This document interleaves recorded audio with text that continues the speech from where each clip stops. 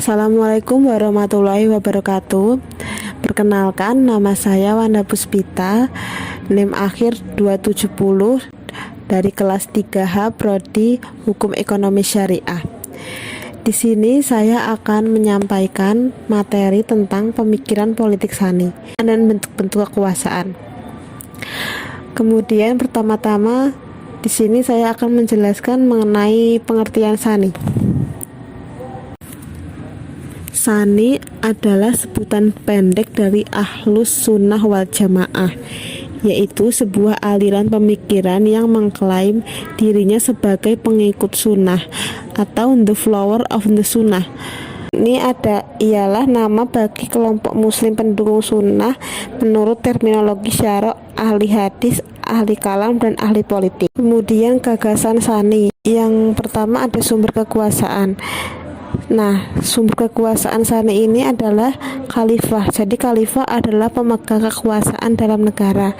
Dalam kedudukannya sebagai khalifah, bukan sebagai pribadi, selama umat tetap menempatkan dirinya pada jabatan tertinggi ini. Sebab jabatan ini dimaksudkan agar ia dapat mengatur umat dengan hukum Allah dan syariatnya, serta membimbingnya ke jalan kemaslahatan dan kebaikan mereka. Jadi jika khalifah sebagai pemimpin tertinggi negara bukan sumber kekuasaan, lalu siapakah yang menjadi sumber kekuasaan? Pertanyaan ini dapat dijawab pada sumber kekuasaan adalah umat itu sendiri, bukan khalifah. Jadi kekuasaannya itu bukan khalifah, yaitu umat itu sendiri. Statusnya sebagai pemegang mandat.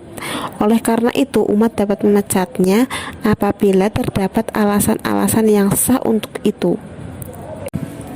Kemudian ada bentuk-bentuk kekuasaan. Yang pertama ada kekuasaan otoritas, yaitu merupakan suatu kenyataan bahwa Islam tidak memberikan suatu istilah khusus yang dijelaskan tentang otoritas. Kemudian ada peran ulama dalam struktur kekuasaan. Secara historis, kita belum tahu dengan tepat kapan dan bagaimana umat Islam telah dapat membentuk suatu badan dan memainkan suatu peran perantara antara syariat dan umat Islam. Sebagaimana dimaklumi bahwa pada periode pertama setelah pada masa Nabi Shallallahu Alaihi Wasallam, atau lebih tepatnya pada masa Al-Khulafa Ar-Rasyidin, adalah para sahabat yang telah melaksanakan fungsi menginterpretasikan nas-nas Al-Quran dan hadis Rasul Allah, yakni sebagai tugas tambahan pada dalam bidang politik, militer, atau administratif. Telah adanya peranan pemimpin atau pemerintahan Islam dalam merumuskan undang-undang juga merupakan cermin penolakan ideologi Ibnu Taimiyah terhadap Syiah. Dengan demikian, dapat dikatakan bahwa fungsi yang paling penting dalam negara Islam menurut Ibnu Taimiyah adalah orang yang melaksanakan syariat, baik pemimpin politik maupun ulama. Dengan kata lain, merumuskan undang-undang bukan penjelasan atas tugas Umar maupun ulama, sebab Al-Quran dan As-Sunnah dengan tegas menjelaskannya. Akan tetapi umat dan ulama boleh menggunakan qiyas dan ijma. Kemudian ada prinsip pemikiran politik sani. Secara etimologi, kata kekhalifahan berarti mengganti seorang, tetapi dalam semboyan politik Islam Sunni, kata itu merujuk pada wewenang seorang yang berfungsi sebagai pengganti Nabi Shallallahu Alaihi Wasallam dalam kapasitasnya sebagai pemimpin masyarakat. Sedangkan kata imamah biasanya merujuk pada negara Islam dalam arti yang umum dan dianggap mencerminkan masa pemerintahan Nabi Shallallahu Alaihi Wasallam dan sesudahnya. Namun ada juga yang mengajukan pendapat bahwa istilah itu secara tegas merupakan gambaran periode kedua. Teori Islam klasik tentang kekhalifahan lahir dari para ahli hukum Islam atau fuqaha, bukan para moralitas ataupun para filsuf. Andaikan tulisan-tulisan para moralis dan filsuf memperkaya khasanah pemikiran politik Islam, maka tulisan-tulisan fuqaha sani yang bermula sejak abad ke-5 Hijriah semakin menyemarakan dan memperkaya literatur di sekitar masalah kekhalifahan. Meskipun demikian, sebelum memasuki abad Masehi, kaum fuqaha mulai melahirkan tulisan-tulisan yang rinci dan luas tentang masalah pemerintahan dalam berbagai karya dan terpisah. Di antara karya-karya tersebut yang paling masyhur adalah Ahkam al-Sufatiyah, tulisan Abu al-Hasan al-Mawardi. Buku ini telah dianggap sebagai dokumen kunci dalam evolusi pemikiran politik Islam. Berikut ini adalah gambaran garis besar teori Al-Mawardi. Yang pertama adalah landasan konstitusional, yang kedua ada proses konstitusi. Kemudian ada sekali dipilih dan dilantik, maka khalifah telah mengikat diri dengan umat melalui perjanjian yang menjamin kesetiaan.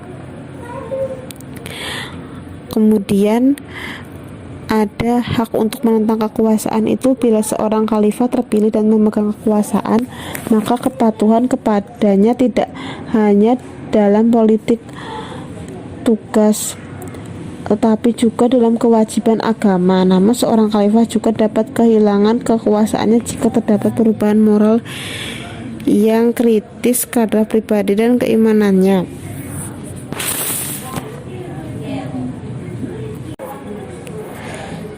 Kemudian ada kekuasaan politik.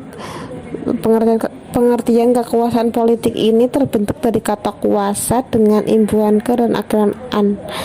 Kata kuasa sendiri diberi arti dengan kemampuan atau kesanggupan untuk berbuat sesuatu kekuatan.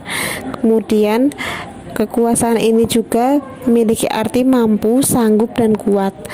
Pengertian kekuasaan merujuk kepada makna benda, kemampuan, kesanggupan, dan kekuatan. Menurut Robert Al-Dahil mengemukakan bahwa istilah kekuasaan mencakup kategori hubungan kemanusiaan yang luas, misalnya hubungan yang berisi pengaruh, otoritas, dorongan, kekerasan, tekanan, dan kekuatan fisik. Kedaulatan dalam arti kekuasaan tertinggi dalam sebuah negara sudah dikenal sejak zaman Yunani. Hal itu terbukti dari adanya pernyataan Aristoteles bahwa the government is everywhere, sovereign in the state, and the constitution in the supreme authority in the state must be in the hand of one or a few or the many. Meskipun begitu, seperti pernyataan Edmund George di Consolas, pembahasan terhadap kedaulatan secara sistematis pertama kali dikemukakan oleh Jean Bodin dalam karyanya Sisyphus de la République yang diterbitkan pada tahun 1976. Dalam perkembangan selanjutnya, ajaran kekuasaan absolut itu tidak bertahan. Kedaulatan yang dimiliki raja dibatasi oleh konstitusi. Bahkan dalam negara demokrasi justru rakyatlah yang dipandang memiliki kedaulatan. Demikian pula dalam hubungan antar negara, meskipun kekuasaan negara tidak dilanggar oleh negara-negara lain, tetapi negara bersangkutan harus memperhatikan pula kedaulatan negara lain. Kemudian ada sumber kedaulatan. Sumber kedaulatan ini ketika teori mengenai sumber dan legitimasi kekuasaan tersebut akan diuraikan. Yang pertama ada teori ketuhanan. Teori ini mengajarkan bahwa kedaulatan berasal dari Tuhan. Kemudian ada teori kekuatan. Teori ini mengajarkan bahwa kekuasaan politik bersumber dari kekuasaan yang dimiliki dan memungkinkan kemenangan dalam persaingan. Yang ketiga ada teori kontrak sosial. Teori ini mengemukakan bahwa kehidupan bernegara berpangkal dari sebuah perjanjian masyarakat.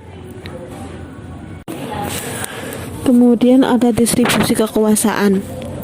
Seperti telah dikemukakan, distribusi politik dapat dilihat dari dua segi. Yang pertama ada pembagian kekuasaan antara lembaga pemerintah pusat pada satu sisi dan pemerintah daerah pada sisi yang lain. Pembagian ini berkaitan dengan pembagian wilayah negara dan kepentingan politik yang harus diselenggarakan oleh masing-masing peringkat pemerintahan. Kemudian yang kedua, pembagian kekuasaan di antara lembaga-lembaga pemerintahan setingkat yang berkaitan dengan fungsi-fungsi pemerintahan. Oleh karena itu, distribusi ini bersifat kualitatif. Kemudian yang terakhir ada pemilihan kekuasaan.